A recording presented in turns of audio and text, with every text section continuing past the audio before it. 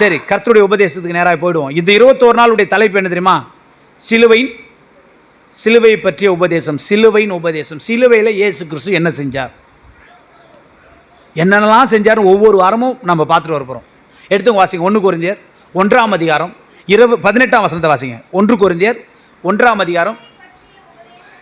சிலுவையை பற்றிய உபதேசம் கெட்டு போகிறவர்களுக்கு பைத்தியமாய் இருக்கிறது, ரட்சிக்கப்படுகிற நமக்கோ தேவனுடைய பலனாய் இருக்கிறது. கவனிங்க, சிலுவை பற்றிய உபதேசம். என்ன உபதேசம்? எல்லாம் சொல்லுங்க, என்ன உபதேசம்? அப்ப நான் என்ன பேச போறேன் உங்ககிட்ட?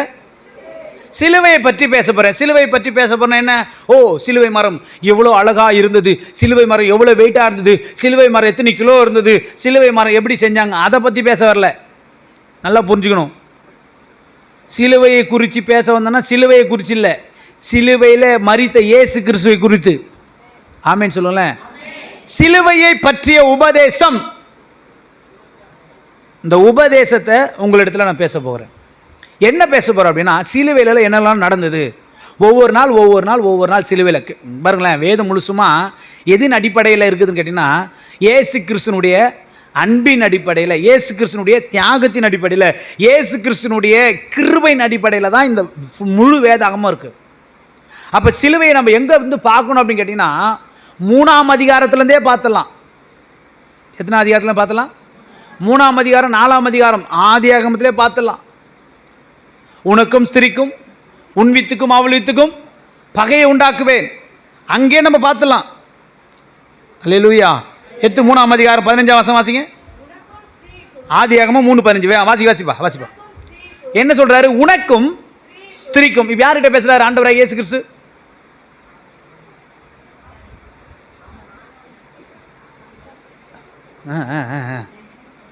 நான் எங்க இருக்குது? ஆதியாகமம். இன்னும் யார்? ஆதியாகமம் 2 பேர் தான் இருக்கிறாங்க. அங்கேயே அவங்களுக்கு ஒரு பிராமிஸ், அவங்களுக்கு ஒரு தீர்க்கதரிசனம் கொடுக்கப்படுகிறது.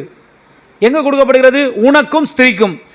இப்போ ஆண்டவராகிய தேவன் யாரை பார்த்து பேசுறாரு? ஏவாளை பார்த்து. உனக்கும் ஸ்திரிக்கும். இப்ப ஸ்திரீ யாரு? ஏவாள். இப்போ உனக்குன்றது யாரை குறித்து பேசுறாரு? சர்பத்தை பார்த்து பேசுறாரு. இங்க யார் வஞ்சித்தது ஏவாளை? சர்பம், சாத்தான், வலு சர்பம், பழைய பாம்பாகிய சாத்தான். அங்க வந்து பேசுறாரு. ஏவாளை பாவம் பண்ண வச்சதுனால இப்ப தேவன் வந்து நிற்கிறாரு. இப்ப ஏவாள் இருக்கிறா, பக்கத்தில் ஆதாம் நிற்கிறாரு, இங்கே சர்பம் நிற்குது. இப்ப 2 பேர்கிட்டையும் பார்த்து பேசுறாரு.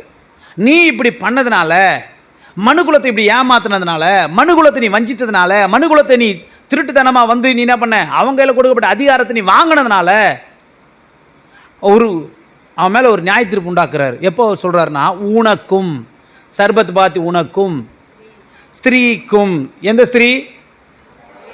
இந்த ஸ்திரீ எந்த ஸ்திரீயா மாறுது தெரியுமா? அவர் ஸ்திரீன் வித்து அப்படின்னு வசனம் சொல்லுது. எங்க வராரு? ஸ்திரீயே உனக்கும் எனக்கும் என்ன அப்படின்னு யாரை பார்த்து கேட்டாரு? மரியாதை பார்த்து கேட்டாரு. இப்ப ஸ்திரீ யாரு? நீங்கள் நானும் தான் ஸ்திரீ, சபையாகிய ஸ்திரீ. உனக்கும் ஸ்திரீக்கும், உன் வித்துக்கும். வித்து என்றால் என்ன? விதை சொல்லுவாங்க, விதைன்னு சொல்லுவாங்க. விதை, ஒரு விதை போட்டால் என்ன அர்த்தம்? முளைக்கும். அப்போ உனக்குள்ள முளைக்க போறதுக்கும், உனக்குள்ளேருந்து வர போறதுக்கும், உன் வித்துக்கும் அவள் வித்துக்கும் பகை உண்டாக்குவேன். அப்போ அவள் வித்து என்பது என்ன? இதை குறித்து நான் இப்போ பேச போகிறதில்ல, உங்களுக்கு புரியணுன்றதுக்காக நான் சொல்கிறேன். இந்த வசனத்தை நான் பேச போகிறதில்ல, இது ஒரு முழு பிரசங்கமாக பண்ணாதான் இது புரியும் உங்களுக்கு. ஆனால் எங்கே இந்த தீர்க்கதரிசனம் சொல்லப்பட்டதுன்னா, ஆதியாகமம் 3ஆம் அதிகாரத்தில் மனுஷன் உருவாக்கப்பட்டு அடுத்த நாளே இந்த பிரச்சனை நடக்குது. கொஞ்ச நாள் இந்த பிரச்சனை நடக்குது. இன்னும் ஆதாம் ஏவாளுக்கு பிள்ளைகளே பிறக்கலை. ஆனால் பாவம் பண்ணிடுச்சு. பாவம் பண்ணதுனால ஆண்டவர் என்ன பண்ணுறாரு? ஒரு தீர்வை உண்டு பண்ணுறாரு. உனக்கும் ஸ்திரீக்கும் அவள் வித்துக்கும், உன் வித்துக்கும் அவள் வித்துக்கும் பகை உண்டாக்குவேன். அவர் உன் தலையை நசுக்குவார், நீ அவருடைய குதிங்காலை. எங்க நடந்தது இந்த சம்பவம்? 4000 வருஷத்துக்கு அப்புறம் ஆண்டவராகிய இயேசு கிறிஸ்து சிலுவையில், இயேசு கிறிஸ்து தன்னுடைய காலாலே சர்பத்தினுடைய தலையை, பாம்பினுடைய தலையை, அதாவது சாத்தானுடைய தலையை அவர் நசுக்கினார். அப்போ என்ன பண்ணுது? சர்ப்பம் என்ன பண்ணுது? அவர் காலை ஆணி அடித்து அவர் காலை நசுக்கப்பட்டது. புரியணும், உங்களுக்கு புரியணும். எங்கே நடந்த சம்பவத்தை எங்கே கொண்டு வராரு? ஆதியாகமத்தில் ஏதேன் தோட்டத்தில் ஆரம்பித்த பிரச்சனை எங்கே கெட்செமனே தோட்டத்துக்கு அப்புறம் கல்வாரி சிலுவையில் நடக்கிற தீர்வு உண்டு பண்ணுறாரு. 4000 வருஷத்துக்கு அப்புறம் நடக்க போகிற ஒரு காரியத்தை தீர்க்க தரிசனமாக பேசுகிறாரு. அப்போ சிலுவையின் உபதேசம் என்பது என்ன அப்படின்னா, நம்ம இயேசு கிறிஸ்து வந்ததுக்கப்புறம் சிலுவைக்கு போனார், சிலுவையில் அடித்தாங்க, இதெல்லாம் இப்போ. ஆனால் இதுக்கான தீர்வை எங்கே உண்டு பண்ணினார்னா, சிலுவைக்கு போவதற்கு 4000 வருஷத்துக்கு முன்னாடி மனுக்குலம் உருவாக்கப்பட்ட முதல்ல கண்டிப்பாக இவனுக்கான தீர்வை உண்டு பண்ணணும். உங்களுக்கு எனக்கு ஒரு தீர்வு உண்டு பண்ணியிருக்கிறார். எங்கே திரும்ப உண்டு பண்ணியிருக்கிறாரு? சிலுவையில் தான் தீர்வு உண்டு பண்ணியிருக்கிறாரு. அல்லேலூயா. உங்கள் தீர்வு என் தீர்வு இப்போ எங்கே இருக்குது? சிலுவையில். சிலுவைக்கு நீங்கள் நானும் போக முடியுமா? நல்லா கவனிங்க. ஆதாம்லேருந்து மல்கியா தீர்க்கதரிசி இயேசு கிறிஸ்து வரலும் சிலுவைக்கு முன்னாடி நடந்த விஷயங்கள் நல்லா கவனிக்கணும், சிலுவைக்கு பின்னாடி நடந்த விஷயங்கள். ஆமென். சிலுவை இப்படி நிற்கிதுன்னு வச்சுக்க, உங்களுக்கு புரியுற மாதிரி நான் சொல்கிறேன். சிலுவை இப்படி நிற்கிது. சிலுவைக்கு முன்னாடி இப்போ நீங்கள் இருக்கிறீங்க, பார்த்துட்டு இருக்கீங்க சிலுவையை. பழைய ஏற்பாட்டில் சிலுவை என்னன்னு தெரியாது. அந்த சிலுவைக்கு பின்னாடி 4000 வருஷம் ஜனங்கள் இருக்கிறாங்க. ஆதாம் முதற்கொண்டு, ஆபிரகாம் முதற்கொண்டு, தாவீது முதற்கொண்டு எல்லாரும் சிலுவைக்கு பின்னாடி இருக்கிறாங்க. நீங்கள் நானும் சிலுவைக்கு முன்னாடி நிற்கிறோம். நம்ம 2000 வருஷம் ஓட்டம், அவங்க 4000 வருஷம் ஓட்டம். நீங்கள் அதை தெளிவாக புரிஞ்சிக்கிட்டா உங்களுக்கு சிலுவையை பற்றிய உபதேசம் அப்படின்றது, அந்த சிலுவையில் என்ன நடந்தது என்பதை நீங்கள் புரிந்து கொள்ள வேண்டும். நீங்கள் நானும் ஏன் சிலுவைக்கு முன்னாடி இப்போ இருக்கிறோம் அப்படின்னு கேட்டிங்கன்னா, சிலுவையில் என்ன நடந்ததுன்னு தெரிஞ்சிட்டா நம்ம வெற்றி உள்ள வாழ்க்கையை அனுபவிச்சலாம். அவங்களுக்கு சிலுவையில் என்ன நடந்ததுன்னு தெரிஞ்சாலும் அவங்களால வெற்றியை அனுபவிக்க முடியாது. ஏன்னா அவங்க எல்லாம் செத்து போயிட்டாங்க, அவங்களாம் மரிச்சு போயிட்டாங்க. அவங்க இல்லை யாருமே. பெரிய பெரிய பரிசுத்தவான்கள் எல்லாம் மரிச்சு போயிட்டாங்க. ரொம்ப நாள் எதிர்பார்த்திருந்தார் ஆபிரகாம், ரொம்ப நாள் எதிர்பார்த்திருந்தாங்க ஆண்டவருடைய வருகையை. ஆபிரகாம் நாளைக்கான ஆசையாக இருந்தான், நாளை கண்டு களி கூர்ந்தான் வசனம் சொல்லுது. ஆபிரகாம் பார்க்கறதுக்கு ஆசையாக இருந்தான். ஐயோ அந்த நாள் வரப்போகுதுன்ட்டு. அவன் நாட்களில் நடக்கல, ஈசாக்கு நாட்கள் நடக்கல, யாக்கோபு நாட்கள் நடக்கல. அவங்களுக்குலாம் ஒவ்வொரு தீர்க்கதரிசனம் நடந்தது. எலியா, எலிசா, மோஸ் எல்லாரும் கேட்டார்கள், பார்க்கல. நீங்களும் நானும் இன்னைக்கு பார்க்கல, ஆனால் விசுவாசிக்கிறோம். இப்போ நம்ம எந்த இடத்துல இருக்கிறோம்? விசுவாசிக்கிற இடத்துல இருக்கிறோம். என்ன விசுவாசிக்கணும்? அவர் எனக்காக என்ன செய்து முடித்தார் என்பதை விசுவாசிக்கணும். அல்லேலூயா. இதுக்கப்புறம் என் பாவத்துக்காக ஆண்டவர் மரிப்பாரா? என் பாவத்துக்காக இன்னொரு முறை அடிக்கப்பட முடியுமா? என் பாவத்துக்காக பரலோகத்திலேருந்து அவருக்கு இறக்கி கீழே வர வைக்க முடியுமா? முடியாது. முடியாததெல்லாம் போயிட்டு ஜெபம் பண்ணிட்டு கூடாது. ஆண்டவரே பரலோகத்தில் இறங்கி வாங்க வசனம் சொல்லுது.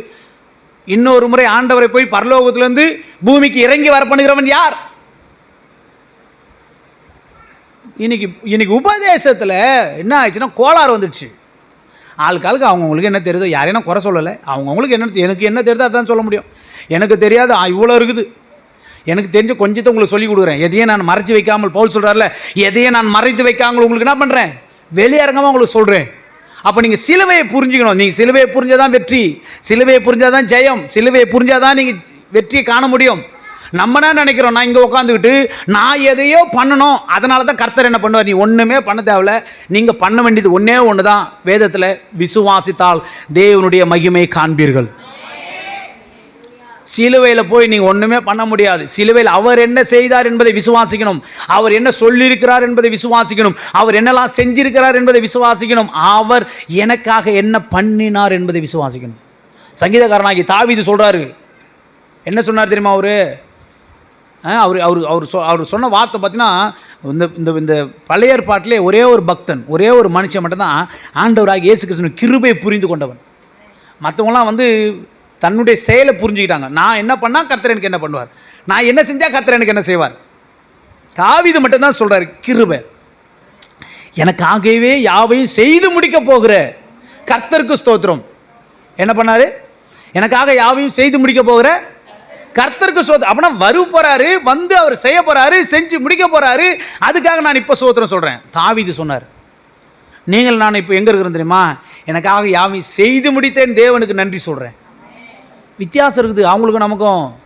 அவங்க எவ்வளோ பெரிய பரிசுத்தவனாக இருக்கட்டும், அவங்க எவ்வளோ பெரிய பவர்ஃபுல் மேனாக இருக்கட்டும், அக்கினியை வர வச்ச தீர்க்கதரிசிகளாக இருக்கட்டும், அவங்கள காட்டிலும் நான் சொல்கிறேன் பாருங்களேன், நம்ம மேன்மையானவர்கள், சிலுவைக்கு அப்புறம் வந்தவர்கள்.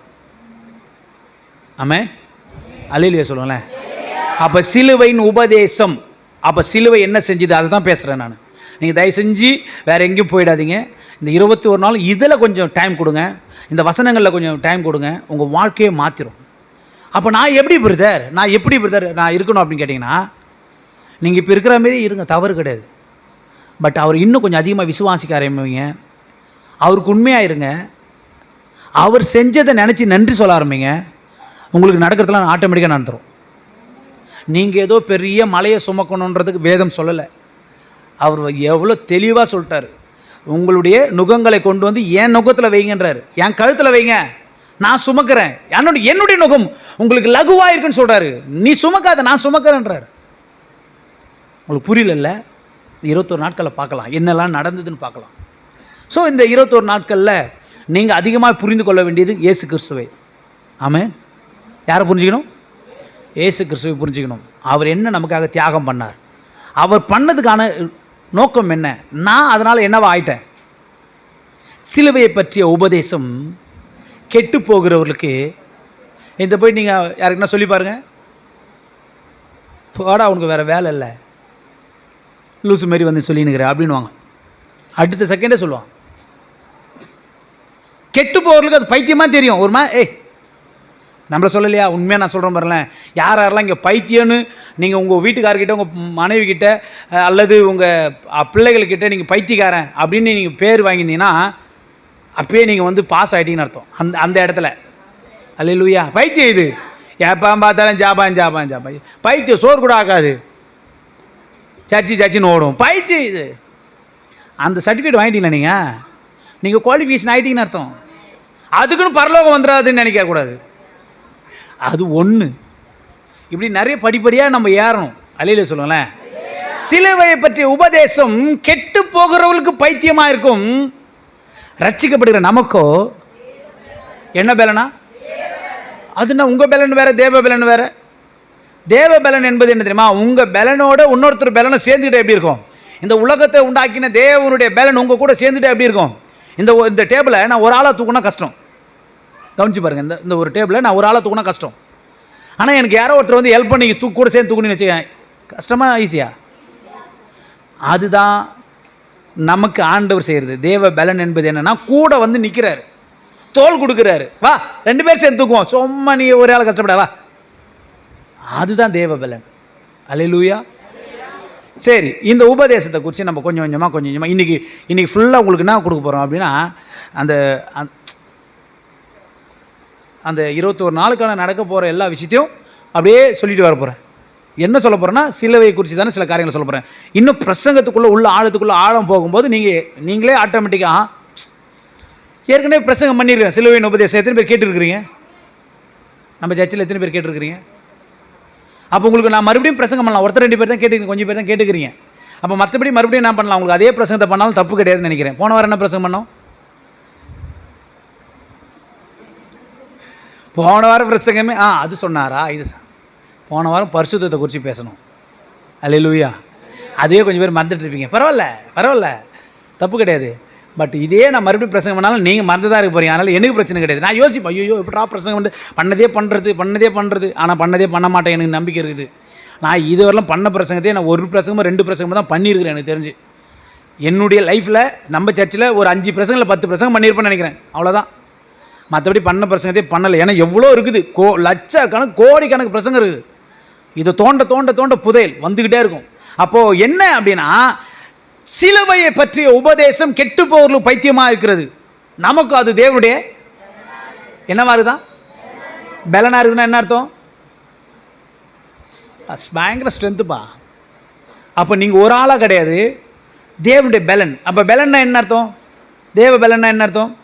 கர்த்தருக்கு காத்திருக்கிறவர்கள் புது பலன் அடைந்து கழுகுகளைப் போல செட்டைகள் அடித்து உயர எழும்புவார்கள். அப்போ புது பலன் என்பது என்ன? காத்திருக்கிறது. கர்த்தருக்கு காத்திருக்கிறவர்கள் எப்போ காத்திருந்தீங்க? 4000 வருஷம் காத்திருந்தாங்க. இயேசு வருவார், மேசியா வருவார்ன்ட்டு. அவர் வந்தார், அவர் ஏற்றுக்கல. நல்லா கவனிக்கணும். அவர் வந்தார், அவர் ஏற்றுக்கொள்ளலை. சொந்த ஜனங்களை அவர் ஏற்றுக்கொள்ளலை.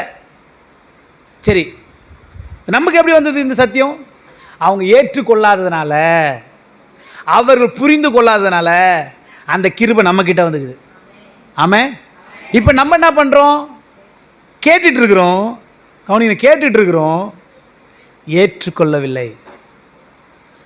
இன்னைக்கு சபையில் கேட்டுக்கொண்டிருக்கிறோம், ஏற்றுக்கொள்ளவில்லை. ஒரு பாஸ்டர் இப்படி சொன்னார், எனக்கு அருமையான நல்ல ஒரு பாஸ்டர் சொன்னார். எனக்கு அவர் சொல்லும்போது, பரவாயில்ல, நம்ம தான் இப்படி இருக்கிறோம் பொழுது, நம்ம தான் அந்த மாதிரி ஒரு எண்ணத்தில் பாஸ்டர் நம்ம தான் இப்படி இருக்கிறோம் பொழுது அப்படின்னு நான் மனசில் ஒரு ஒரு சின்ன ஒரு குழப்பம், ஒரு கன்ஃபியூஸில் இருந்தேன். அந்த பாஸ்டர் சொன்னார், திடீர்னு சொன்னார், பிரதர் சர்ச்சுக்கு வர எல்லாருக்குமே தெரியும் பிரதர், முக்கால்வாசி பேருக்கு தெரியும் கண்டிப்பாக நான் பரலோகத்துக்கு போக மாட்டேன்ட்டு, ஆனாலும் வந்துன்னுக்குறாங்க. எதுக்கு தெரியுமா பிரதர்னாரு. என்னடா இது? ஆமாம் பிரதர், அவங்களுக்கு கண்டிப்பாக தெரியும் பிரதர், நான் வரலாம் வரேன், வரலாம் இருக்கிறேன், எனக்காக ஜெபம் பண்ணு, சுடுகாட்டுக்கு போகிறதுக்கு ஒரு ஜெபம் பண்ணு, என் குடும்பத்தில் ஏதாவது ஒரு நல்ல காரியம் கெட்ட காரியம் வந்து நின்று ஜெபம் பண்ணு, நீ என்ன சொன்னாலும் நான் கீழ்ப்படிய மாட்டேன் பிரதர் அப்படின்ட்டு 90% பேர் நிறைய எல்லா சர்ச்சுக்கும் போகிறாங்க பிரதர் அப்படின்னாரு. என்னடா இது இவர் இப்படி சொல்கிறாரு. எனக்கு கொஞ்சம் மனசில் ஒரு சந்தோஷம் வந்துச்சு. பரவாயில்ல, நம்ம நினைக்கிற மாதிரி அவர் நினைக்கிறாரு. யாருக்கும் சிரிப்பு வரல பாரு. 90% என்ன தான் சொன்னாலும் நான் இப்படி தான் இருப்பேன், நல்லா பிரசங்கம் கேட்பேன், சர்ச்சுக்கு வருவேன், நல்லா ஜெபம் பண்ணுவேன், ஆராதிப்பேன், நல்லா இருப்பேன். பொட்டியில் வைக்கும்போது ஒரு ஜெபம் பண்ணுறதுக்கு போகணும், என் வீட்டில் ஒரு நல்லது கெட்டதுக்கு ஜெபம் பண்ணுறதுக்கு போகணும், அதுக்கு நீ வந்தால் போதும் அப்படின்னு நிறைய பேர் இருக்கிறாங்க பிரதர். அவர் சொன்னார், எனக்கு மனசே சரியில்லை, என்னடா அவர் இப்படி சொல்லிட்டாரு அப்படின்ட்டு. ஆனால் இன்றைக்கி 90% அப்படி தான் இருக்கிறாங்க. நீங்கள் நல்லா யோசித்து பாருங்களேன். எல்லா பாசம் என்ன தான் இல்லை, எல்லா பாசம் கேட்டு பாருங்களேன். பரலோகம் போகணுன்ற ஆசை இருக்குது, ஆனால் அதுக்கான முயற்சிகள் யாருமே எடுக்கிறது கிடையாது. சிலதை விட முடியல. சில காரியங்களை கர்த்தருக்காக சகிக்க முடியல. சில காரியங்களை கர்த்தருக்காக நம்ம என்ன பண்ணணும், விட்டாதான் விட முடியும். வெயிட்டை தூக்கி வச்சிருந்தா விட முடியாது. ஆனால் தெரியும், எல்லாருக்கும் தெரியும், நல்லா எல்லாருக்குமே தெரியும் இதை விடணும்ட்டு, விட முடியல. இதை செய்யக்கூடாதுன்னு தெரியும், செய்யாமல் இருக்கிறது இல்லை. இந்த காரியம் பண்ணக்கூடாதுன்னு தெரியும், பண்ணாமல் இல்லை. ஆனால் பிரசங்கத்தை கேட்பாங்க, ஜபம் பண்ணுவாங்க பிரதர் அப்படின்னாரு. எனக்கா ஒன்றுமே புரியல, என்னடா இந்த மனுஷன் இப்படி சொல்கிறாரு. அவர் சொன்னதை நான் சொல்கிறேன். ஆமாம் இல்லை, யோசித்து பார்த்தா அப்படி தான் இருக்குதுல்ல. நம்ம எவ்வளோ பிரசங்கம் பண்ணிகிட்டு இருக்கிறோம், எத்தனையோ பிரசங்களை நம்ம ஆண்டவர்கிட்ட கேட்டு பண்ணுறோம். ஆனால் எல்லாரும் ஆண்டவரை மறுதளித்து பின்னாடி தானே போயிட்டாங்க. 40 வருஷம் வந்தவன் ஒருத்த கூட போலையே. எகிப்துலேருந்து வந்தவன் என்ன சொல்லி கூப்பிட்டு வந்தார் நினைக்கிறீங்க? வா, அவனுக்கு பாலும் தேனும் ஓடுகிற நல்ல விசாலமான தேசத்தில் கொண்டு போய் சேர்ப்பேன்னு சொன்னார். ஆனால் ஒருத்த கூட போய் சேரல. 2 பேர் தான் போனாங்க, யோசுவாவும் காலேபும். அங்கேருந்து வந்தவங்களில் 40 வயசுக்கு மேற்பட்டவங்க யாருமே உள்ளே போகல.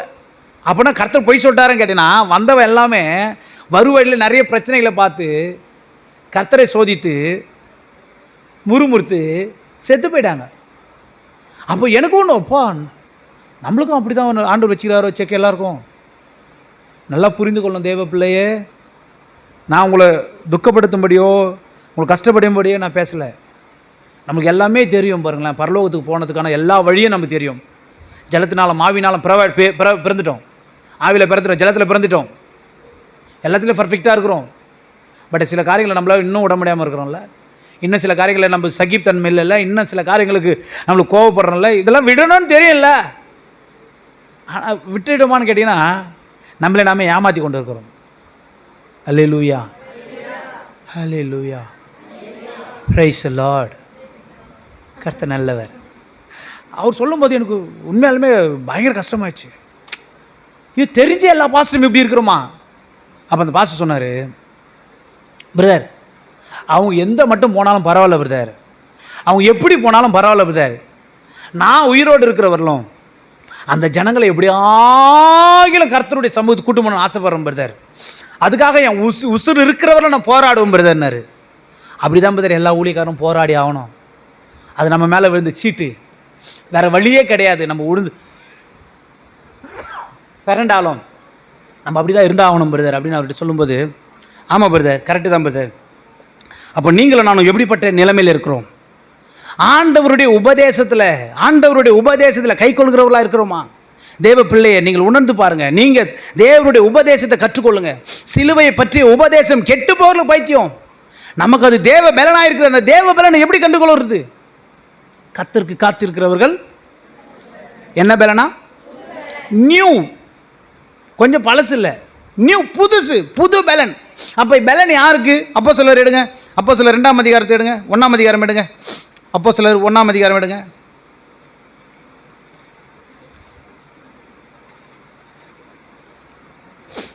எடுத்துட்டீங்களா? வசனம் 5 வசனம் வாசிங்க.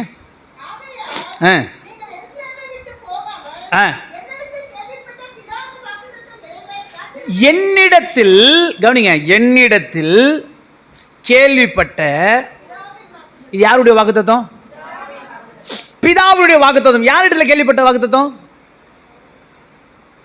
என்னிடத்தில் கேள்விப்பட்ட. அப்ப யார் சொல்றது? இத இயேசு கிறிஸ்து சொல்றாரு. யாருடைய வாக்குத்தத்தம்? பிதாவாகிய தேவனுடைய வாக்குத்தத்தம். என்ன சொல்றாரு வாசிங்க. ஆகையால் மறுபடியும் பஸ்ல இருந்தா சரி, போகாமல் என்னிடத்தில் கேள்விப்பட்ட பிதாவின் வாக்குத்தத்தம் நிறைவேற என்ன சொல்லிட்டு போயிட்டாரு? பிதா கிட்ட இருந்து ஒரு வாக்குத்தத்தம் வரும், அதுக்காக காத்திருங்கன்னு சொல்லிட்டாரு. கர்த்தருக்கு காத்திருக்கிறவர்கள் என்ன வாக்குத்தத்தம் வரும்? ஏன் காத்திருக்க சொன்னாரு? இயேசுக்கு சொல்ற காத்திரு, வெயிட் பண்ணுப்பா அப்படின்ட்டாரு. என்ன வருமா? என்னிடத்தில் கேள்விப்பட்ட பிதாவின் வாக்குத்தத்தம் வரவர்களும் காத்திருனாரு. அப்ப பிதாவின் வாக்குத்தத்தம் என்ன?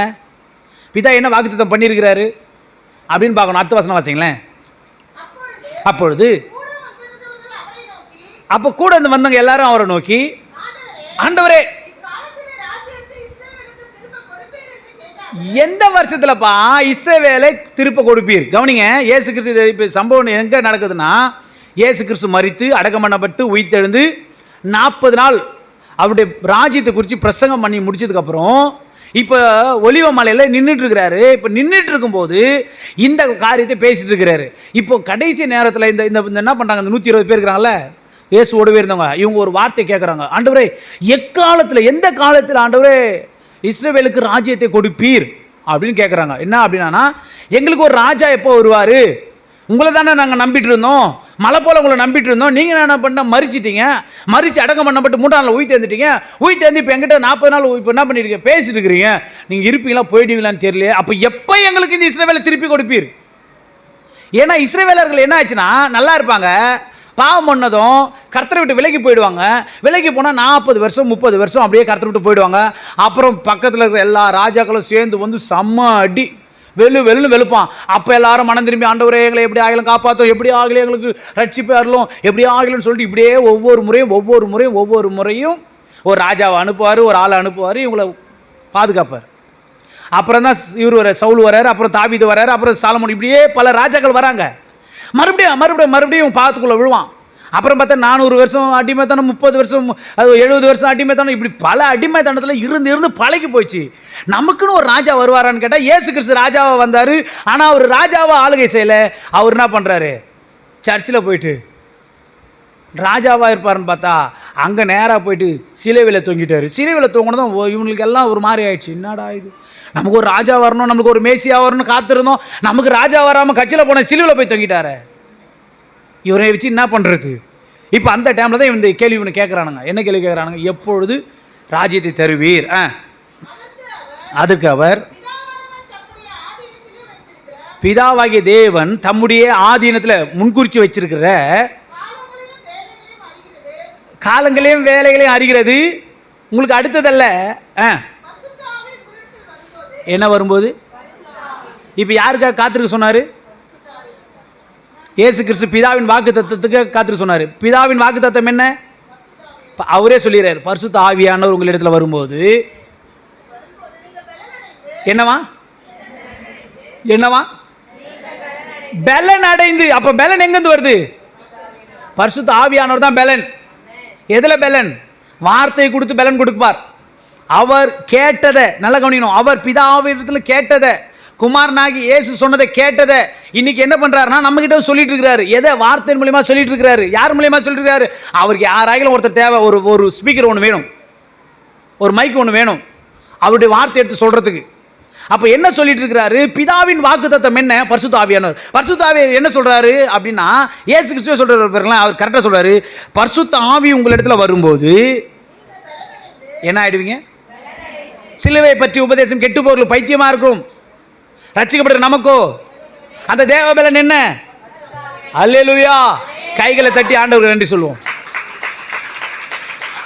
நீங்கள் நானும் எந்த பலனில் இருக்கணும் அப்படின்னா, பரிசுத்த ஆவியின் பலனில் இருக்கணும். ஏன் அப்படின்னா நல்லா கவனிங்க, ஏன் பரிசுத்த ஆவியானவர் சொல்கிறோம் அப்படின்னா, பரிசுத்த ஆவியானவருக்கு தான் எல்லா ஆழங்களும் தெரியும், எல்லா ரகசியமும் தெரியும். ஏன்னா அவர் அங்கே இருந்து எல்லாத்தையும் பார்த்து கேட்டு வந்து நமக்கு இன்றைக்கு அவராகி அவருடைய வார்த்தை மூலியமாக நம்மகிட்ட பேசிட்டு இருக்கிறார். அப்போ நமக்கு பரிசுத்த ஆவியானவர் இருந்தால் தெளிவு உண்டாகும். அல்லேலூயா, அல்லேலூயா. அப்போ பரிசுத்த ஆவியானவர் என்ன நம்மளுக்கு இப்போ சொல்லிட்டு இருக்கிறாரு? இப்போ சொல்லிக்கிட்டு இருக்குது யார் நினைக்கிறீங்க நீங்கள்?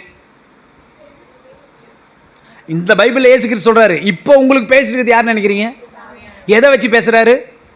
அவர் குமாரன் செய்ததை, நல்ல கவனிக்கணும், ஆண்டவராகிய இயேசு செய்ததை, பிதாவாகிய தேவன் தம்முடைய வாக்குத்தத்தமாகிய பரிசுத்த ஆவியானவர் அனுப்பி உங்களை பலப்படுத்தி கொண்டிருக்கிறார். எதனால? அவருடைய வசனத்தினால. அல்லேலூயா.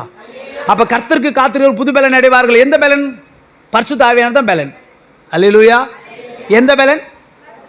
அப்ப பரிசுத்த ஆவியானவர் உங்களுக்குள்ள இருந்தாரானால் நீங்க என்ன பண்ணுவீங்களா? பரிசுத்த ஆவியானவர் வரும்போது நீங்க பலன் அடைந்து எருசலேமிலும் யூதேயாவிலும் முழுவதிலும் சமாரியாவிலும் பூமியின் கடைசி பரிந்தும் எனக்கு இயேசு கிறிஸ்துவுக்கு நீங்கள் சாட்சியா இருக்கிறீங்கன்னா நான் சொல்றேன், பரிசுத்த ஆவியானவர் உங்களை பலப்படுத்துறாருன்னு அர்த்தம். கடைசி காலம் என்னவோ தெரியல, எனக்கு ஆவியானவர் ஏவிட்டே இருக்கிறாரு, இதே குறித்து பேசிட்டே இருக்கிறாரு. கடைசி காலம், காலம் ரொம்ப கொடிய காலம், மறுதளிக்கிற காலம், விட்டுட்டு போகிற காலம். ஆண்டவர் கொஞ்சம் கொஞ்சமாக அப்படியே கொஞ்சம் கொஞ்சமாக மறக்கிற காலத்தில் இருக்கிறாங்க சபைகள். நம்ம சபையும் சேர்த்து சொல்கிறேன், நம்ம சபையில் இருக்கிறவங்க யாரும் விட்டுட்டு போயிடாதீங்க ஆண்டவரை. கொடுத்தாலும் கொடுக்கலனாலும், செஞ்சாலும் செய்யலைனாலும் அவர் மட்டும் பிடிச்சிங்க. எனக்கு ஆவியானவர் இன்றைக்கி சில காரியங்களை ஜபத்தில் உட்காந்து கேட்டு இருக்கும்போது ஆவியானவர் சொன்னார், தேவைகளோடு வருகிறவனுக்கு தேவை சந்திக்கப்படவில்லைன்னா என்னை மறுதளிச்சிருவான். தேவைகளோடு வருகிறவன் தேவைகளை சந்திக்கப்படலன்னா அவன் என்னை மறுதளிச்சிருவான். என்னை மட்டும் தேவைன்னு வருகிற அவனை நான் மறுதளிக்கவே மாட்டேன்னு சொன்னார். இன்னைக்கு அட் ப்ரெசன்ட் இன்னைக்கு சொன்னார். சில தேவைகள் கிடைக்கல அப்படின்னா நிறைய பேர் மறுதளிச்சுட்டு ஆண்டவர் விட்டு போனவங்க நிறைய பேர் இருக்கிறாங்க. எவ்வளோதான் தேவையோ அது எனக்கு தேவன் தான் தேவைன்னு நினைக்கிறவங்க என்ன பிரச்சனை வந்தாலும் விட்டு போக மாட்டாங்க. ஏன்னா கூட இருந்த பேதுரு மறுதளிச்சிட்டாங்க. கூட இருந்த பேதுரு அப்படியே நான் முன்ன மறுதளிக்கவே மாட்டேன்னா. ஆண்டவர் சொல்கிறார், இன்னைக்கு நைட்டுக்கு சேவல் கூறதுக்கு முன்னாடி என்ன 3 வாட்டி மறுதளிச்சிட்டு பண்ணார். கூடவே இருந்து மறுதளிக்கிறான். அவ்வளோ அனுபவிச்சவன், அவ்வளோ வல்லமையை பார்த்தவன், அவ்வளோ காரியங்களை பார்த்தவன். கடைசி காலம், இது கடைசி காலம். அந்திகிறிஸ்து ஆட்சிக்கு முன்னாடி இருக்கிறோம். எப்போ வேணாலும் அந்திகிறிஸ்து ஆட்சி வரலாம். எப்போ வேணாலும் முத்திரை உங்களுக்கு தயாராக இருக்கலாம். எப்போ வேணாலும் கூப்பிட்டு ஒரே மாதத்தில் ஆதார் கார்டை மாற்றின மாதிரி உங்களுக்கு மாற்றலாம். வலது கையிலாவது நெற்றியிலாவது முத்திரை போட்டுருந்தா பரலோக ராஜ்யத்துக்கு போக முடியாது. ஐயோ பேங்க்கில் இது இருந்தால் விடுவேன், கடைக்கு போனால் இது இருந்தால் தான் விடுவேன், இப்படி பண்ணால் தான் விடுவேன் அப்படின்னு சொல்லுவாங்க. நீங்கள் அந்த முத்திரையை ஏற்றுக்கொண்டீங்கன்னா 100% நான் சொல்கிறேன், நீங்கள் பரலோக ராஜ்யத்துக்கு போக முடியாது. அதை குறித்து கொஞ்சம் பிரசங்கம் பண்ணுறாங்க. நீ உண்மை உத்தமாக இருக்கிறியா பார்க்கலான்ட்டு ட்ரை பண்ணுவார். அவன் கொடுக்குற டார்ச்சரில் உன்னால் ஒன்றுமே பண்ண முடியாது. இன்றைக்கி ஆதார் கார்டெல்லாம் யாரெல்லாம் இருக்க முடியுமா? ஒன்றுமே பண்ண முடியாது. ஆதார் கார்டெல்லாம் பேங்க்கில் ஒன்று பண்ணி போய் ஒன்றும் எதுவே வாங்க முடியாது. அல்லேலூயா. இப்போ ஆதார் கார்டு இங்கே வந்துடும், இந்த கைக்குள்ளே வந்துடும் ஆதார் கார்டு. சின்ன அரிசியால் உள்ளே வச்சுருவான். நீ போனாவே உனக்கு கண்டுபிடிச்சிருவான். நீ எந்த சிக்னலில் கிராஸ் பண்ணி போகிற, உன்னோட பேரை தட்டி உன்னோட ஐடி கார்டு போட்டோன்னா தெரியும் நீ எந்த திருவான்மூர் சிக்னலில் இருக்கிறியா, அடையார் சிக்னலில் இருக்கிறியா, இல்லை அம்ஜகார் சிக்னலில் இருக்கிறேன்னு கண்டுபிடிச்சிருவான். அல்லேலூயா. நீ பாதாளத்துக்குள்ளே போய் படுக்கப்பட்டாலும் நான் அங்கே வரப்பு நான் சொல்லுவார். ஆனால் இவன் என்ன பண்ணுவான் தெரியுமா? சேட்டலைட் வச்சு உள்ளே பார்த்துன்னு இருப்பான். நீ எங்கே மூவ் ஆகினுக்கிற, எங்கே போயிட்டு எங்கே சப்வேயில் போயினுக்கிறேன்னு கண்டுபிடிச்சிருவான். ஏன்னா அங்கங்கே கேமரா இருக்குது. கேமரா வைக்கிறான் எது வைக்கிறான்னு நினைக்கிறேன். உன்னை எனக்கு கண்காணிச்சிட்டு இருக்கிறான். சிலுவை பற்றிய உபதேசம் கெட்டு போகிற குணம் பைத்தியமாக இருக்கும். நம்ம சொன்னால் அவன் கேட்க மாட்டான். ரட்சிக்கப்படுகிறது தேவனுடைய பலனாக இருக்கிறது. தேவ பலன் என்ன? பரிசுத்த ஆவியானவர். பரிசுத்த ஆவியினுடைய பலனில் நீங்கள் நின்னீங்கன்னா சொல்கிறேன், உங்கள் வாழ்க்கை மாறிடும். அல்லேலூயா. உபதேசம் என்றால் என்ன? உபதேசம் என்ன? கர்த்தர் என்ன செஞ்சார் என்பதை உங்களுக்கு விளங்கும்படி எடுத்து சொல்கிறது உபதேசம். உங்களுக்கு புரியாத மாதிரி சொல்கிறது உபதேசம். என்ன உபதேசம் பண்ணணும் வாசிங்க. அது 1 கொரிந்தியர் 1ஆம் அதிகாரம் அப்படியே 21ஆம் வசனத்தை வாசிங்க. 1 கொரிந்தியர் எப்படி எனில், தேவ ஞானத்துக்கு ஏற்றபடி நல்ல உலகமானது, இந்த உலகம் இருக்குதுல்ல, இந்த உலகம் அது என்ன பண்ணுமா? தேவ ஞானத்துக்கு ஏற்றபடி உலகமானது சுய ஞானத்தினாலே அவங்களுக்கு என்ன அறிவு வந்துடும் தெரியுமா? உலக அறிவு வந்ததுனால இந்த தேவன் அறிவை அவங்க ஒன்றுமே ஏற்றுக்கொள்ள மாட்டாங்க, கண்டு கொள்ள மாட்டாங்க, புரிந்து கொள்ள மாட்டாங்க. இவங்க என்ன பண்ணுறாங்க? உலக அறிவுக்கு ஏற்ற மாதிரி போய் தேவனை அறியாதிருக்கையில் நான் இப்போ பிரசங்கம் பண்ணுறேன்ல, இந்த மாதிரி பிரசங்கம் அன்னைக்கே சொல்கிறாரு. இந்த பைத்தியமாக தோணும் இந்த பிரசங்கத்தினாலே விசுவாசிகளை ரட்சிக்க. என்ன பிரசங்கத்தை வச்சு ஜனங்களை ரட்சிக்கிறாரு? ஹலோ, இந்த வசனம் நல்லா தெளிவாக பசங்க தெரியும். பைத்தியமாக தோன்றுகிற பிரசங்கத்தினாலே விசுவாசிகளை ரட்சிக்க தேவனுக்கு பிரியமாயிற்று. ஊரில் போய் சொன்னால் அது பைத்தியம் சொல்லுவான். அதே பைத்தியமான அந்த வசனத்தை வச்சு அவங்க பிள்ளைகளாகி விசுவாசிகளை அவர் ரட்சிக்கிறதுக்கு யூஸ் பண்ணிட்டாராம். அந்த ஆயுதத்தை எதை வச்சு? பைத்தியம் ஏதோ சொல்கிறான் பைத்தியக்கார மாரி. அந்த பைத்தியம் அவனுக்கு புரியல. அதை அப்படியே எடுத்து சர்ச்சுக்குள்ளே வச்சு ஜனங்களுக்குள்ள, அவருடைய பிள்ளைகளுக்குள்ள பைத்தியமாய் தோன்றுகிற பிரசங்கத்தினால விசுவாசிகளை ரட்சிக்க அவர் பிளான் பண்ணி கொண்டு வந்துட்டாராம். சிலலாம் பைத்தியமாக தான் தெரியும், நம்மளெல்லாம் அப்படி தான் சொல்லுவாங்க. பரவாயில்ல, சொல்லிகிட்டே போட்டோம். ஒரு நாள் நீங்களா ஆண்டவருடைய உண்மை உத்தத்தில் நம்மளை நீங்கள் நானும் எடுத்துக்கொள்ளப்பட்டு காரணத்துக்கு போயிடுவோம். அப்புறம் அவங்க பார்ப்பாங்க, ஐயோ பைத்தியெல்லாம் போயிடுச்சு. இப்போ யார் பைத்தியம்? பைத்தியம் சொன்னவன் பைத்தியமாக கிடப்பான். அடிபட்டு அவமானப்பட்டு அசிங்கப்பட்டு கர்த்தருக்காக காரியங்களை எல்லாவற்றையும் சகித்து உண்மை உத்தத்தும் இருந்து எல்லா காரியத்திலையும் சகிச்சு வர நம்ம பைத்தியக்காரன் சொல்லுவான். சொன்னால் சொல்லிட்டு போட்டோம். ஒரு நாள் வர சொல்ல தெரியும், நம்மளை பைத்தியம் சொன்ன பைத்தியக்காரமே நின்றுட்டு இருப்பான். நம்ம கர்த்தருடைய சமூகத்தில் இருப்போம். என்ன ஒரு பிளான் பாருங்களேன் ஆண்டவருக்கு. பரிசுத்த ஆவியானவர் அது எவ்வளோ கிரியை செய்கிறார், எவ்வளோ வேலை செய்கிறார் பாருங்க. அந்த வசனத்தை கொண்டு வந்து தேவனிடத்துலேருந்து கேட்டதையும் அவரிடத்துல பார்த்ததையும் அவரிடத்துல இருந்து சொன்னப்பட்டதையும் கொண்டு வந்து இப்போ நம்மக்கிட்ட பேசிட்டு இருக்கிறார். அதை பவுல் எடுத்து அழகாக சொல்கிறார். அப்பா அது அவனுக்கு பைத்தியமாக தான் தெரியும், நமக்கு அது தேவ பலன்பா. இந்த வசனத்தை கேட்க கேட்க நீ பலன் ஆகிடுவ. இந்த வசனத்தை கேட்க கேட்க நீ கொஞ்சம் கொஞ்சமாக மாறிடுவ. இந்த கேட்க கேட்க இந்த வசனத்தில் உங்க கூட சப்போர்ட் பண்ணுறதுக்கு ஒருத்தர் இருக்கிறாரு. இந்த வசனத்தை கேட்க கேட்க உனக்கு ஒத்தாசை ஒருத்தர் இருக்கிறாரு. இந்த வசனத்தை கேட்க கேட்க உனக்கு உதவி செய்ய ஒருத்தர் இருக்கிறாரு. இந்த வசனத்தை கேட்க கேட்க நீ தனியாக இல்லை, நீ அவரோடு கூட இருக்கிற. அல்லேலூயா. அந்த பலன் கூட வரதுனால என்ன நடக்கும் தெரியுமா? டைம் முடிஞ்சிச்சு. என்ன பண்ண? டைம் முடிஞ்சிச்சு. என்ன பண்ண? என்ன 2 நிமிஷம் 3 நிமிஷம் தான் இருக்குது. அந்த தேவ பலன் உங்களுக்கு வந்துடுச்சுன்னா நீங்கள், நான் சொல்கிற மாதிரிங்களேன், ஆண்டவர் சொல்கிறாரு, நான் உங்களை திக்கற்றவர்களாய் விடேன். அப்படின்னா என்ன அர்த்தம்? திக்கற்றவனா என்ன அர்த்தம்னா அனாதை, யாரும் இல்லை அப்படின்னு அர்த்தம். யாரும் இல்லை, எல்லாரும் இருந்தும் சிலர் யாரும் இல்லாமல் இருப்பாங்க பாருங்களேன். சிலர் யாருமே இருக்க மாட்டாங்க, அவங்கள அனாதைன்னு சொல்லுவாங்க. நமக்கு எல்லாரும் இருந்தோம், ஒரு சிலருக்கு நம்ம இங்கே நிறைய பேருக்கு இருக்கிறாங்க. எல்லாரும் இருந்தோம் நம்ம அனாதை மாரி இருப்போம். ஏன்னா நம்மகிட்ட பணம் இல்லை, நம்மகிட்ட நல்ல வீடு வாசல் இல்லை, நம்மகிட்ட பெருசாக ஒன்றும் இல்லை. பத்திரிக்கை வச்சா ஒன்று தான் முதல் பத்திரிக்கை வச்சுருக்கணும். உனக்கு வச்ச 10 நிமிஷம் பிரயோஜனம் கிடையாது, உனக்கு எதுக்கு வைக்கணும்னு சொல்லிட்டு ஒதுக்கி விட்டாங்க பாருங்க. நீங்களும் நானும் திக்கற்றவர்கள். அதனால தான் நான் உங்களை திக்கற்றவர்களாய் விடேன். நான் போய் பிதாவிடத்தில் வேண்டிக் கொள்வேன், அவர் என்றென்றைக்கு உங்களோடு இருக்கும்படி சத்திய ஆவியாகிய வேறு ஒரு தேற்றவாளனை அவர் உங்களுக்காக அனுப்புவார். நீங்க யாரும் தனிமையா இருப்பதில்லை, அவர் உங்களோடு கூட இருப்பார். அல்லேலூயா. எல்லாம் இருந்தோம் யாரும் இல்லாத மாதிரி ஒரு சூழ்நிலை இருக்குதா? உங்களுக்கு தான் பரிசுத்த ஆவியானவர் வந்திருக்கிறார். 2000 வருஷம் உங்கள் கூட என் கூட பாடாப்பட்டு இருக்கிறாரு. நான் சொல்லுவேன், ஏசு கிறிஸ்துவாச்சு 33 வருஷம் தான் பாடுபட்டார். அச்சு வச்சிட்டாங்க, அவர் கொன்று போட்டாங்க 33 வருஷம். ஆனால் அவர் செஞ்சதை வந்து சாதாரணமாக எண்ண முடியாது. இந்த உலகத்தை மீட்பு, அதை எதுவும் சாதாரணமாக சொல்லலை நான். அது பெரிய மீட்பு, அது ரொம்ப பெருசு. அதில் வார்த்தையை கடை எத்தனை வருஷம் எத்தனை கோடி வருஷம் வேணாலும் பிரசங்கிக்கலாம், அவ்வளோ பெருசு. ஆனால் 2000 வருஷமாக நம்ம கூட இந்த பூமியில் இவன் இப்போ மாறிடுவான், இந்த பிரசங்கம் சொன்னால் மாறிடுவான், இந்த பிரசங்கத்தில் புரிஞ்சுக்குவான், இந்த பிரசங்கத்தில் இன்னும் கொஞ்சம் நம்பிக்கை வந்துடும், இந்த பிரசங்கத்தில் கொஞ்சம் விசுவாசத்தில் வந்துடுவான், இந்த பிரசங்கத்தினால அவன் மாறிடுவான், அவன் மனக்கண்கள் திறக்கப்பட்டுரும். ஐயோ இந்த பிரசங்கத்தை கேட்டதுமே அவனுக்குள்ள ஒரு விசுவாசம் வந்துடும், இந்த பிரசங்கத்தை கேட்டதுக்கப்புறம் அவன் வாழ்க்கையில் ஒரு பெரிய வெற்றியை அடைஞ்சிருவான்னு ட்ரை பண்ணினே இருப்பார். பழைய குருடி கதுவை திரடின்ற மாதிரி டம்குன்னு கீழே வந்துடும். மறுபடியும் வருவார், தூக்குவார், வசனத்தை வச்சு தூக்குவார், யாராவது ஒருத்தர் அனுப்பி தூக்குவார், யாராவது ஒருத்தர் சொல்லி ஐயோ இந்த வசனத்தை பிடிச்சிட்டு வாய மேலே கொஞ்சம் வந்துட முயற்சி பண்ணிகிட்டே இருக்கிறாரு. அவரும் எத்தனை முறை தான் சோர்ந்து போவாருன்னு தெரில. அவரை நம்ம நிறைய டைம் சோறு அடிக்க பண்ணுறோம். ஆனால் செய்யாதேன்னுவார், அப்போ தான் செய்வோம். பார்க்காதன்னுவார், பார்ப்போம். விட்டுருன்னுவார், விடாமல் இருப்போம். போகாதனர் போயிட்டு இருப்போம். இதெல்லாம் யார் சொல்கிறாருன்னு நினைக்கிறீங்க நீங்கள்? உங்களுக்கு ஆவியோட, நல்ல கவனிங்க, உங்கள் ஆவியானவர் உங்களுக்குள்ளே இருக்கிறதுனால உங்கள் மனதில் அவர் ஏவி கொண்டிருப்பார். நான் சொல்கிறேன் பாருங்களேன், பரிசுத்த ஆவியான ஒரு பலன். அந்த பலனை நீங்கள் மறுதளித்தா, அந்த பலனில் நீங்கள் தரித்தில்லை அப்படின்னா, சிலுவையின் உபதேசம் கெட்டு போவர்களுக்கு பைத்தியமாக இருக்கும், நமக்காவது தேவ பலனாக இருக்குதுன்னு சொல்லுதில்ல. ஆனால் இன்றைக்கி எப்படின்னா, கேட்டவர்கள் கூட இன்றைக்கி என்ன பிரயோஜனம் இல்லாமல் கேட்டபடினால் அந்த வார்த்தை அவர்களுக்கு கிரியை செய்யவில்லைன்னு வசனம் சொல்லு. அல்லேலூயா. நீ நம்ம வாழ்க்கையில் எவ்வளோ விஷயத்தை இழந்திருக்கிறோம் தெரியுமா? உங்களை ஒருபோது நான் சொல்கிறேன் பாருங்கள், இந்த வசனம் மாறாதது சொல்கிறேன். நான் கூட ஒரு வேளை ஏற்றத்தாழ்வு இருக்கலாம், குறை இருக்கலாம். நான் வசனம் குறை உள்ளது கிடையாது.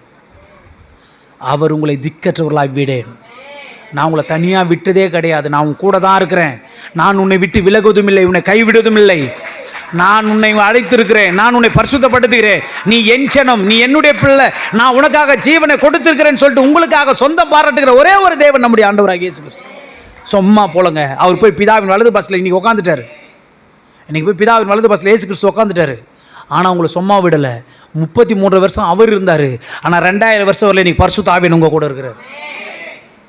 நடக்கும்போதும், உட்காரும்போதும், எழுந்திருக்கும் போதும், போகும்போதும், வரும்போதும், பேசும்போதும் உங்கள் பக்கத்தில் தான் அவர் இருக்கிறாரு. அவர் நீ தனியாகவே இல்லை. நீ பெட்டில் உட்காந்து புலம்புறியே, நீ பெட்டில் திரும்பிட்டு கண்ணை மூடிட்டு அழுவுறியே, போத்திக்கிட்டு அழுவுறியே, அல்லது என்னென்னவோ பண்ணுற, அதெல்லாம் உன்னை பார்த்துட்டு அமைதியாக இல்லை. சத்தியத்தை அனுப்புகிறாரு, வசனத்தை அனுப்புகிறாரு. நான் உன் கூட தான் இருக்கிறேன்னு இன்றைக்கி உன்னை நிரூபிக்கிறாரு. உன் கூட பேசிகிட்டு இருக்கிறாரு.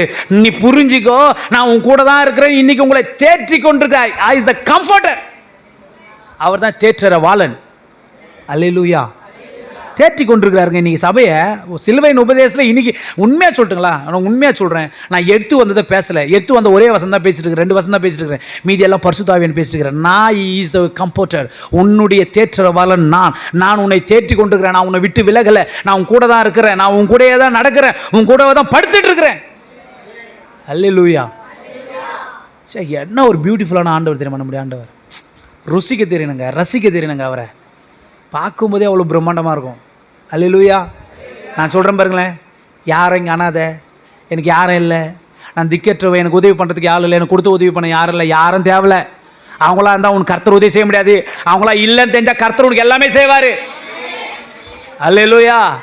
அதெல்லாம் சும்மா உன் கையில் இருந்தால் நேசிக்கும், கொடுத்தா நேசிக்கும். நேற்று கொடுத்து இன்றைக்கி கொடுக்கலாம், முறிச்சின்னு போவோம். நீ ஒன்றுமே கொடுக்கலனாலும் உன்னை கொடுக்கும்படி செய்ய வைக்கிறதுக்கு கர்த்தர். அல்லேலூயா. நல்லா தெரிஞ்சுக்கொள்ளுங்க, சிலுவையின் உபதேசம் என்ன, இயேசு கிறிஸ்து செஞ்சது என்ன, இன்னைக்கு பரிசுத்த ஆவியானவர் உன் கூட தங்கிறதுக்கு காரணம் என்ன? அவருடைய ரத்தத்தினால கழுவப்பட்டதுனால, நீ மீட்பு அடைஞ்சதுனால, உன் மேலே உனக்குள்ள வந்து தங்குவதற்கு பரிசுத்த ஆவியானவர் ஏற்படுத்தி கொடுத்தார். அதான் சரியான உபதேசம். சிலுவையை பற்றிய உபதேசம் கெட்டு போவர்களுக்கு, நமக்கோ என்ன பலன்? அந்த பலன் யாரு? பரிசுத்த ஆவியானவர். எத்தனை பேர் சொல்றீங்க அவர் உங்க கூட தான் இருக்கிறாருன்ட்டு? நீங்கள் தான் சொல்லணும். அப்போ வீட்டில் உட்காந்துட்டு, ஆவியானவரே என் கூட தானே இருக்கிறீங்க, அப்போ சொல்லணுங்க. நம்ம என்ன பண்ண மாதிரினா அதை சொல்ல மாட்டோம். ஆவியானவரே இங்கே தானே இருக்கிறீங்க, ஆவியானவரே என் கூட தானே இருக்கிறீங்க. என்ன விட்டுட்டு போயிட்டீங்களான்னா தீஞ்ச வாசனை வருது, டக்குன்னு சொல்லணும். என்ன தீஞ்ச வாசனை? நான் எதை சொன்னேன் சொல்லுங்க பாருங்க. தீஞ்ச வாசனை வரும். அறிவு தீஞ்ச வாசனைன்னா என்ன தெரியுமா? கோபம் உள்ள அதிகமாகுதுன்னு அர்த்தம். கோபம் வந்தால் எரியும், பேர்ன் ஆகும். எரிச்சலின் ஆவி உள்ள இருந்துன்னா தீ இதுன்னு அர்த்தம். அல்லேலூயா சொல்லுங்களேன். சூட்டு உடம்புக்காரிங்க, உடம்பே யாராது கேள்விப்பட்டிருக்கீங்களா? கேள்விப்பட்டிருக்க மாட்டீங்களா நீங்கள்? இது இந்த உடம்பு கோல்டு உடம்பு, அதான் புது புதுன்னு ஏறிடுது. சூட்டு உடம்பு ஏறாது, ஏன்னா அது உள்ள கொழுப்பே தங்காது, அப்பப்போ சூடாகி கரைஞ்சிரும். அல்லேலூயா சொல்லுங்களேன். அதுக்கு ஒல்லியாக இருக்கிற பார்த்து அந்த வார்த்தை சொன்னேன்னு நினச்சிக்காதீங்க, நான் அதெல்லாம் சொல்லலை. நீங்களே எடுத்துனா நான் அதுக்கு பொறுப்பும் கிடையாது. அல்லேலூயா, அல்லேலூயா. ஆனால் இன்னொன்று சொல்லட்டுங்களா, எதை சொன்னாலும் என்ன தப்பாக நினச்சிக்காதீங்க. அதுவாக வருது சில நேரங்களில். நம்மளுக்கு உடம்புல அதிகமாக பேர்ன் ஆகிற சக்தி இருந்ததுன்னா உடம்புல கொழுப்பு தங்காதுன்னுவாங்க. அப்போ பாடி ஹீட்டில் என்ன ஆகும்னா கொழுப்பு தங்காதுன்னுவாங்க. அதுக்கு தான் ஓடுறது. எதுக்கு ஓடுறது?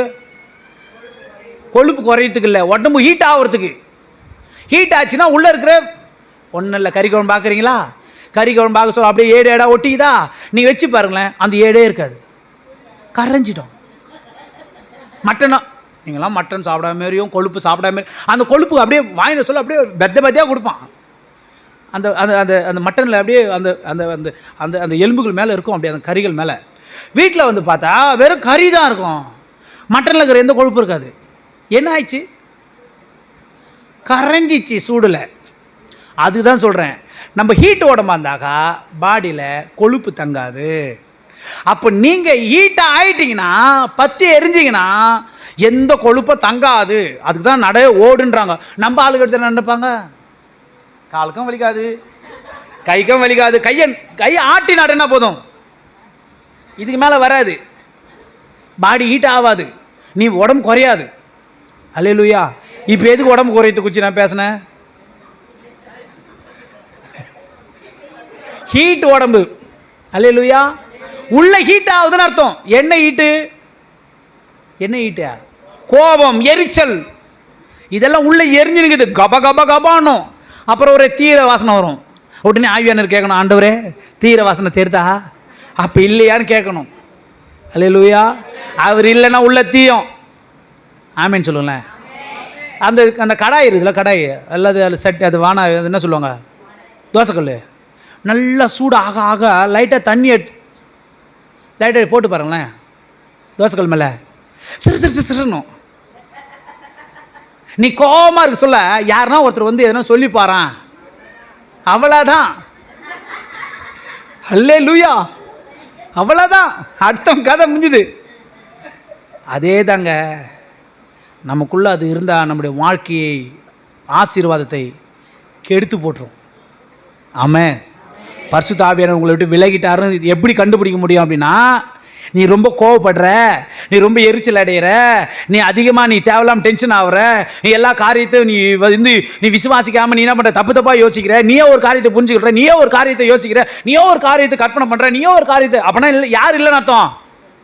ஆவியானவர் இல்லைன்னு அர்த்தம். இந்த நம்ம என்ன பண்ண மாட்டோம்னா, ஏய் ஏன் அப்படி யோசிக்கிற அப்படின்னு உள்ளே பேசுவார். ஏன் அப்படி திங்க் பண்ணுற பேசுவார். ஏன் அப்படி நினைக்கிற பேசுவார். அவர் இல்லைன்னா நீ எல்லாத்தையுமே பண்ணிட்டு இருப்ப, உங்களுக்கு யாருக்குமே தெரியாது. ஆமென். இதில் உங்களுக்கு தெரியும், நீங்கள் எதுவுமே நினைக்க மாட்டீங்க, எதுவும் யோசிக்க மாட்டீங்க, எதுவும் பேச மாட்டீங்க. ஏன் அப்படி யோசிக்கிறேன், ஏன் இப்படி யோசிக்கிறேன்? பரிசுத்த ஆவியானவர் சொல்லுவார், தப்பாக யோசிக்காத, விடு, அவன் காரியத்தை அவன் பார்த்துக்கிட்டான், நீ அதை யோசித்து உன் ஆத்மாவை கெடுத்துக்கொள்கிற. பேசுவாரா பேச மாட்டாரா? அப்போ நம்மளுக்கு பலன் யார் சொல்லுங்களேன்? அப்போ சிலுவையின் உபதேசத்தில் முதல் படி உங்களுக்கு என்ன சொல்லிட்டு இருக்கிறேன்னா, பரிசுத்த ஆவியானவர் கூட சொல்லிட்டு இருக்க. என்னத்துக்கு பலன்? என்ன பலன்? தேவ பலன். எதனால் அந்த பலன் உங்களுக்கு கிடைச்சிருக்கு? காத்திருந்தால் கிடைக்கும். காத்திருந்தால் பலன் கிடைக்கும். பலன் என்ன பண்ணும்?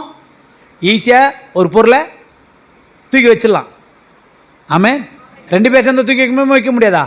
உங்கள் பிரச்சனையை நீங்களே சுமக்காதீங்க, உங்கள் பிரச்சனையை நீங்களே பார்க்காதீங்க, பரிசுத்த ஆவியானோட சேர்ந்து கொள்ளுங்க. 2 பேரை சேர்ந்து அடிச்சா ஈஸியாக இருக்கும்.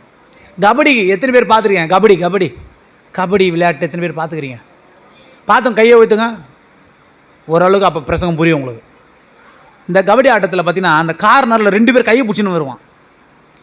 ஏன் பிடிக்கிறான்னு தெரியுமா? ஒருத்தனால சில நேரங்களில் ஒருத்தனை பிடிக்க முடியாது, ஆனால் 2 பேர் சேர்ந்தோம்னா அவன் எவ்வளோ வெயிட்டாக இருந்தாலும் தூக்கி அடிக்க முடியும். இதுக்கப்புறம் கபடி வேணா போய் பாருங்கள், கபடின்னு யூடியூப்பில் போட்டால் தெரிஞ்சிருமே, பாருங்களேன். அந்த 2 பேர் கையை பிடிப்பானுங்க, கையை பிடிச்சி கார்னர்லேருந்து தூக்கி அடிப்பானுங்க. அதே தாங்க நீங்களும் பரிசுத்த ஆவியானவர் 2 பேரும் ஒருத்தர் கையை பிடிச்சி நீங்கள் நடந்தீங்கன்னா எவ்வளோ பெரிய பிரச்சனையாக இருந்தாலும் சரி அவனை தூக்கி அடிக்க முடியும். அல்லேலூயா. பரிசுத்த ஆவியானவர் உங்களுக்கு பலனாக இருக்கிறார். பரிசுத்த ஆவி உங்களை விட்டு விலகவே இல்லை, நான் உங்களை திக்கற்றவராய் விடவே இல்லை. சிலுவை பற்றி உபதேசம்னா ஏசு என்ன செஞ்சார்? முதல் செஞ்சார், நான் உங்களை திக்கற்றவராய் விடேன், போய் கூப்பிட்டு வந்துட்டார். போய் உங்களுக்காக அவர் அனுப்பிவிட்டு அவர் உட்காந்துருக்கிறார். என்ன அனுப்பிட்டு என்ன பண்ணிட்டு இருக்கிறாரு? உங்களுக்காக அப்போ பரிந்து பேசி கொண்டு இருக்கிறார். தெரியாமல் பண்ணிட்ட ஆண்டவரே, மன்னிச்சிருக்க ஆண்டவரே, தெரியாமல் பேசிட்ட ஆண்டவரே, தெரியாமல் போயிட்ட ஆண்டவரே. நீ அவனை பார்க்காதீங்க, என் ரத்தத்தை பாருங்கள், என் அடிகளை கொஞ்சம் பாருங்கள், என் முதுகை கொஞ்சம் பாருங்கள், என் கைகளை கொஞ்சம் பாருங்கள், என் கால்களை கொஞ்சம் பாருங்கள், விட்டுருங்க ஆண்டவரே. சிலுவையின் உபதேசம் கெட்டு போகிறோம், பைத்தியமாக போயிடும். ரட்சிக்கப்பட்ட நமக்கோ தேவ பலன். நமக்காக ஒருத்தர் பரிந்து பேசிட்டு இருக்கிறார், நமக்காக பரிசுத்த ஆவியானவர் இங்கே வாசம் பண்ணிட்டு இருக்கிறாரு, நமக்காக எல்லாவற்றையும் செய்து முடிக்க வல்லவராக இருக்கிறாரு. இன்றைக்கி நீ தெரிஞ்சு கொண்டீங்கல்ல, பரிசுத்த ஆவியானவர் விடாதீங்க. சக்ஸஸ்ஃபுல் மினிஸ்ட்ரி எங்கே தெரியுமா? பரிசுத்த ஆவியானவர் இருந்தால். நீங்கள் வேர்ல்டில் எல்லா பாஸ்டர்ஸ், சக்ஸஸ்ஃபுல்லான பாஸ்டர்ஸுடைய லைஃப் ஸ்டைலை கேட்டு பாருங்கள். பரிசுத்த ஆவியானவர் இல்லாத ஊழியம் பெரிய சக்ஸஸே கிடையாது. பரிசுத்த ஆவியானவர் இருக்கிற ஊழியம் தான் சக்ஸஸ்ஃபுல் ஊழியம். நீங்கள் எவ்வளோ பேர், கேத்ரின் குல்மன் சொல்லிட்டு ஒரு அம்மா இருந்தாங்க. அந்த அம்மா பார்த்தீங்கன்னா ஒரு 60 வயசு 65 வயசு இருக்குன்னு நினைக்கிறேன். அந்த அம்மா பெண்கள் தான். அவங்கள மாதிரி ஊழியத்தை கலக்கிறதுக்கு ஆளே இல்லை. அவங்க ஒரு முறை பல 1000 மக்கள் கூடியிருக்கிறாங்க, வெளியே போக முடியல. அப்போ என்ன சொல்கிறாங்கன்னா, கூட அந்த பாதுகாப்பு என்ன சொல்கிறாங்கன்னா, வெளியே போகிறதுக்குலாம் வழி இல்லை, வெளியே போனால் ரொம்ப லேட் ஆகிடும், கஷ்டம், கிச்சன் வழியாக வெளியே போயிடலாம் அப்படின்னு சொல்லிட்டு கிச்சன் வழியாக அவரை கூட்டும் போகிறதுக்கு கிச்சன் வழியாக போனாங்களாம்.